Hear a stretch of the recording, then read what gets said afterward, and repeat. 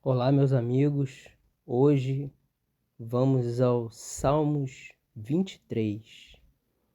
O Salmos 23 conhecido por muitas pessoas.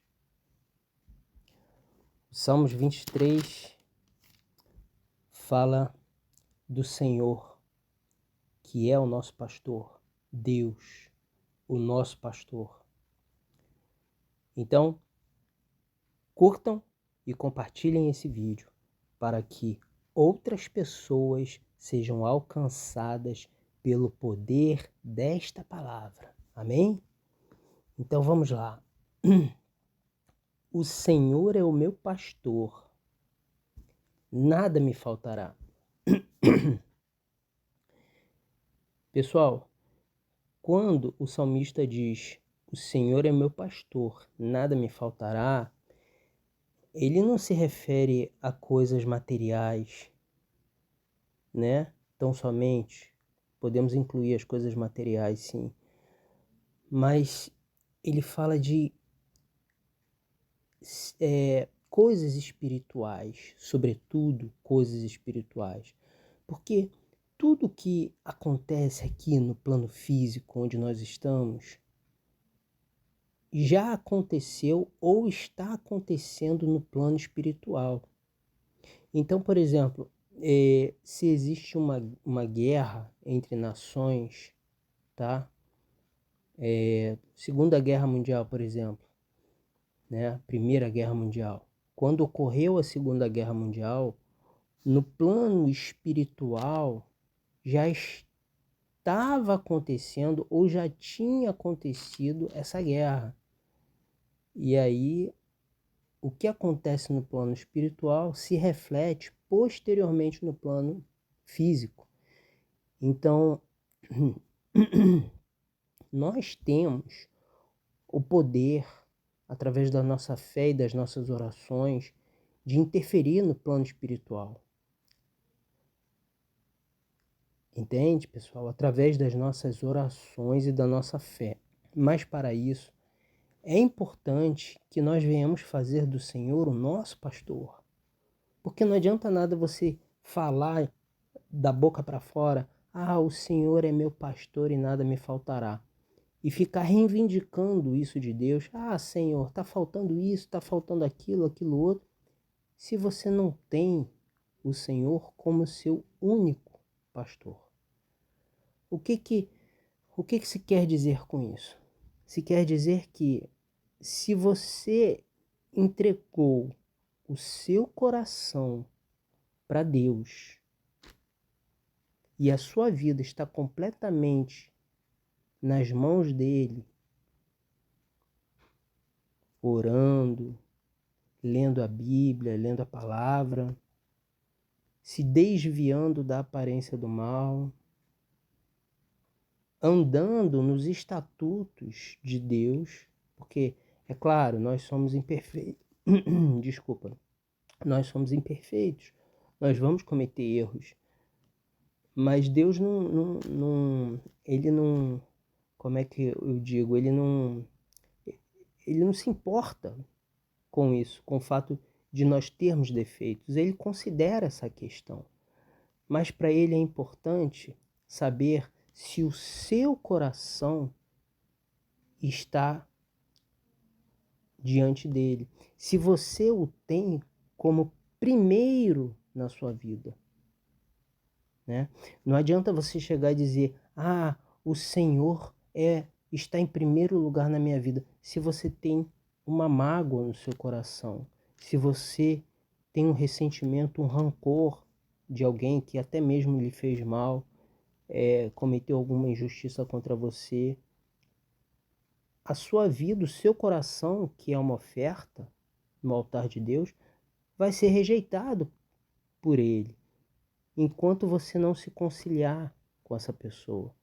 E se essa pessoa não quer se conciliar com você, que você venha orar por ela, que você venha liberar perdão para ela.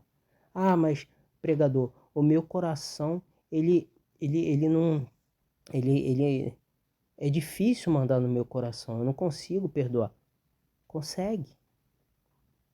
Porque o perdão é uma atitude mental, não é do coração.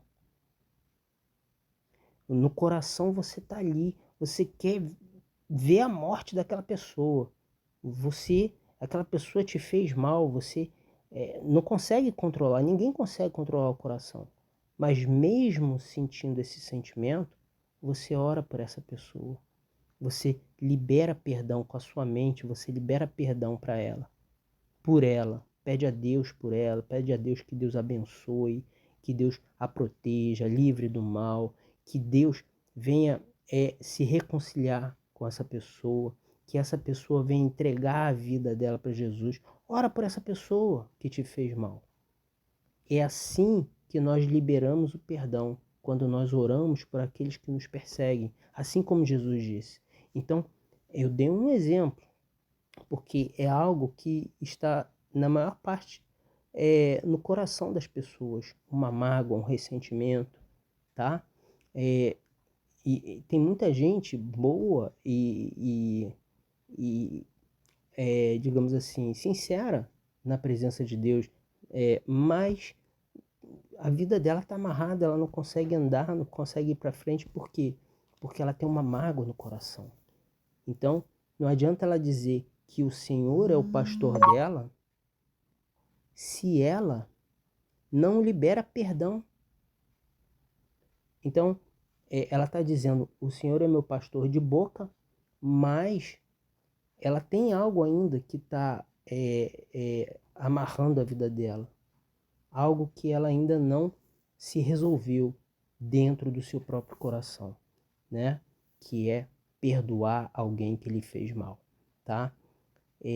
Então, para você dizer o Senhor é meu pastor, você precisa olhar para dentro de si e se avaliar, saber como você está diante de Deus e buscar o Espírito Santo, pedir a Ele uma direção para que Ele venha lhe conduzir a esses pastos verdejantes, que é o que nós vamos ler na sequência.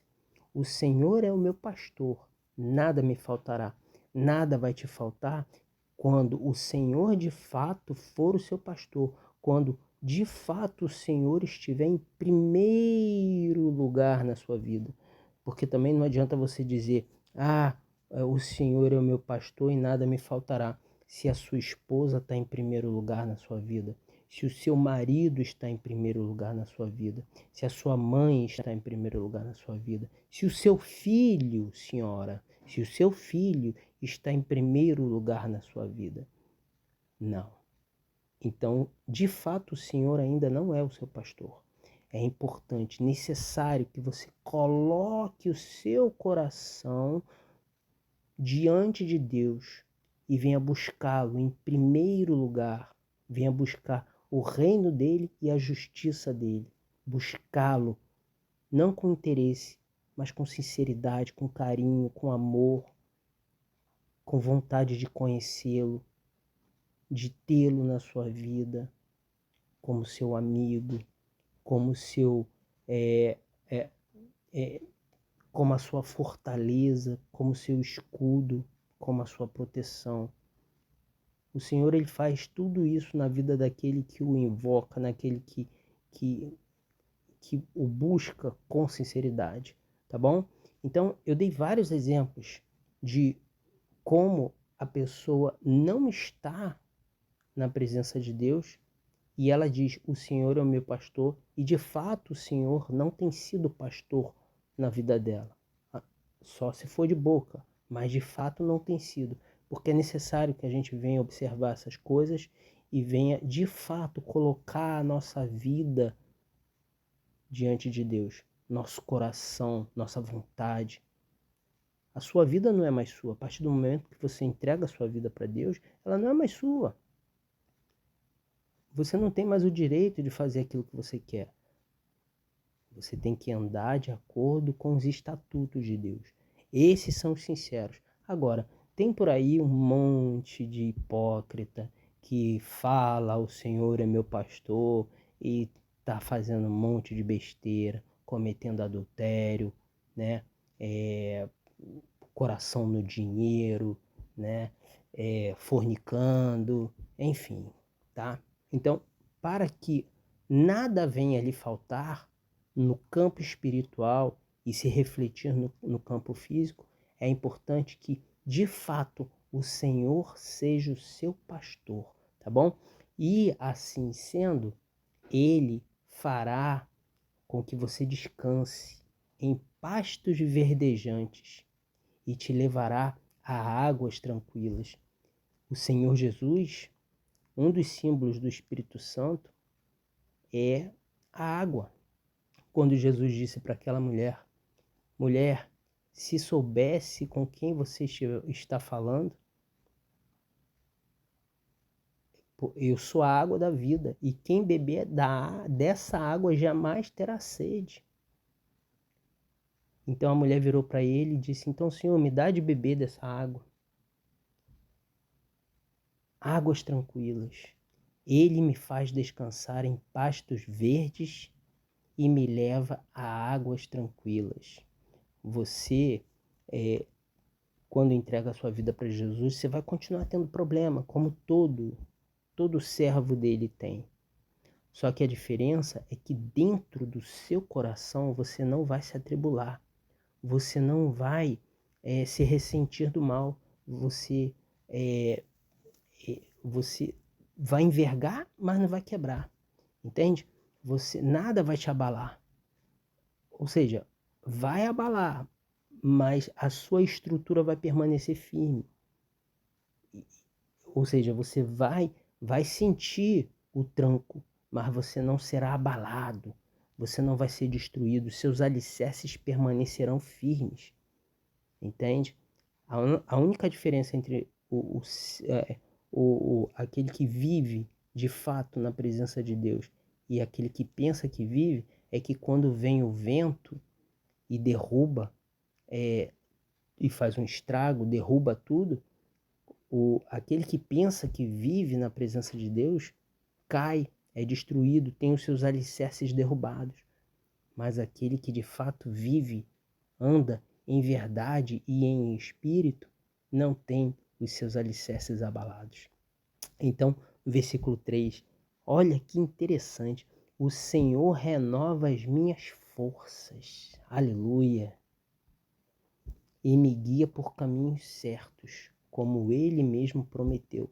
Ou seja, o Espírito Santo, o Senhor, através do Espírito Santo, vai renovando as nossas forças diariamente e Ele vai nos guiando por caminhos certos.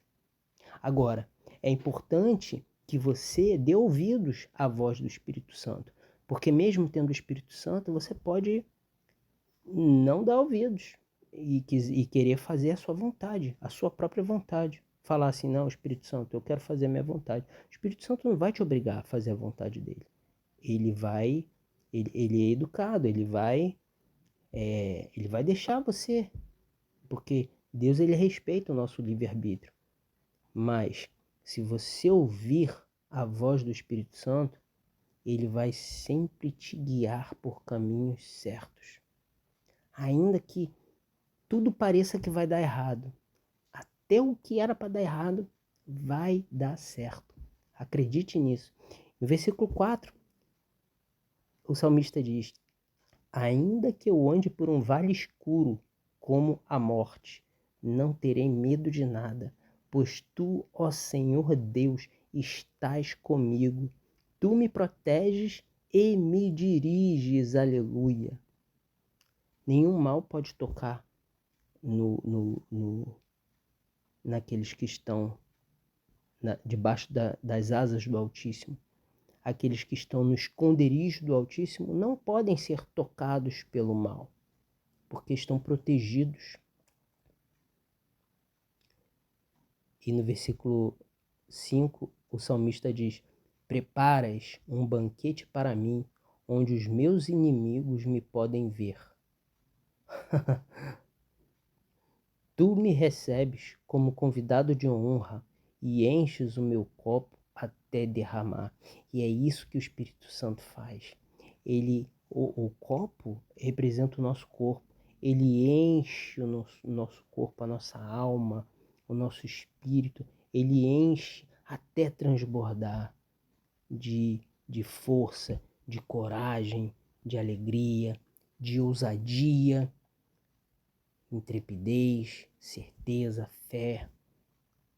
Então, no versículo 6, o salmista finaliza: certamente a tua bondade e o teu amor ficarão comigo enquanto eu viver, e na tua casa, ó Senhor, morarei todos os dias da minha vida. Aleluia. Aqui, a tua bondade e o teu amor ficarão comigo enquanto eu viver, e enquanto você estiver na presença dele. Porque se você escolher não ouvir o Espírito Santo e sair da presença dele, aí, mesmo Deus o amando, ele não vai impedir você de seguir caminhos tortuosos, porque foi uma escolha que você fez. Mas se você permanecer ouvindo, permanecer na direção do Espírito Santo, então tenha certeza, a bondade e o amor de Deus vão te acompanhar enquanto você viver. E você terá prazer de sempre estar na presença dele, lendo a Bíblia, orando. E na tua casa, ó Senhor, morarei todos os dias da minha vida. Quando nós estamos na presença de Deus, é como se o nosso corpo estivesse aqui embaixo, como de fato está, mas a nossa alma, ela está nas alturas, sabe? Nós estamos em outra dimensão. Embora que o nosso corpo esteja aqui nesse plano físico, o nosso espírito está ligado ao Espírito de Deus. Então existe uma comunicação diária de espírito para espírito, e a nossa alma enche de gozo, enche de alegria, de satisfação diariamente por essa condição. Entende? É por isso que o apóstolo Paulo diz que é como se o nosso espírito estivesse nas alturas, porque de fato é assim que acontece, tá bom? Meus amigos, Deus os abençoe. E esse salmo aqui é maravilhoso, maravilhoso. Ele é pequeno, mas ele é muito rico em muitas informações espirituais, tá bom? Perdoem aí o tamanho do áudio. E não esqueçam, curtam e compartilhem esse vídeo para que outras pessoas sejam alcançadas pelo poder maravilhoso dessa palavra, tá bom, meus queridos? Um forte abraço e até a próxima.